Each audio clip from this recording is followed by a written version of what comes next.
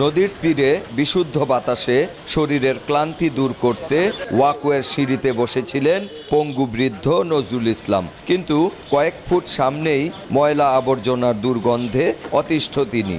গাড়ি ভরে আইয়া আইনা ময়লা মাটি সব নদীর পানির মধ্যে পালায়, তাতে নদীটাও মরে যাইতেছে। একই অবস্থা পুরো ওয়াকওয়ে জুড়ে। শীতলক্ষ্যা নদীর পশ্চিম তীরে নারায়ণগঞ্জ শহরের ৫ নম্বর ঘাট থেকে নিতাইগঞ্জ খালঘাট পর্যন্ত এমন বেহাল অবস্থা। ওয়াকওয়ের বিভিন্ন স্থানে রেলিং ভেঙে পড়েছে, বেশ কয়েকটি স্থানে তৈরি হয়েছে বড় গর্ত। এতে মানুষের চলাচলের অনুপযোগী ও ঝুঁকিপূর্ণ হয়ে পড়েছে এই পথটি। স্থানীয়দের অভিযোগ, পণ্যবাহী বড় জাহাজ ও ট্রলারের রশি ওয়াকওয়ের রেলিংয়ে বাঁধার কারণে ওয়াকওয়েটির রেলিং ভেঙে পড়েছে। ময়লার স্তূপ দিয়ে একদম অস্বাস্থ্যকর একটা পরিবেশ বানায় রাখছে।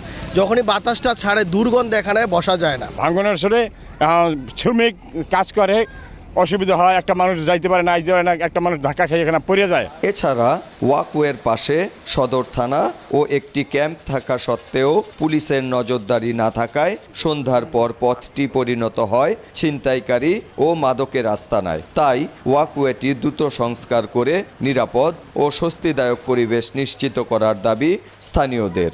ছিনতাইকারী, তারপরে মাদকের আকড়া, মাদক বেচা কিনা, মাদক গ্রহণ, বিভিন্ন কারণে এই ওয়াকওয়ে এখন হয়ে গেছে অনিরাপদ। তা আমরা ঊর্ধ্বতন কর্তৃপক্ষের কাছে জানাবো যেন এর একটা সুস্থ ব্যবস্থা করেন।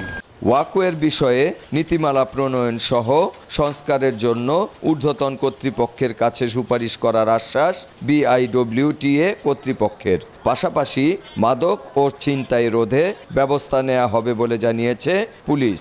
আমাদের ঊর্ধ্বতন কর্তৃপক্ষকে আমরা জানাবো।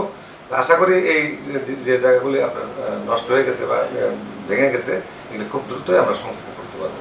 মাদক উদ্ধার, মাদক শক্তি গ্রেপ্তার করার জন্য এবং যারা ছিনতাই করতে তারা গ্রেপ্তার করার জন্য অভিযান চালিয়ে যাবে। নারায়ণগঞ্জে শীতলক্ষ্যার ২ তীরে ২০১৪ সাল থেকে কয়েক ধাপে প্রায় ১৭ কিলোমিটার ওয়াকওয়ে নির্মাণ করা হয়। শওকত আলী সৈকত, সময় সংবাদ, নারায়ণগঞ্জ।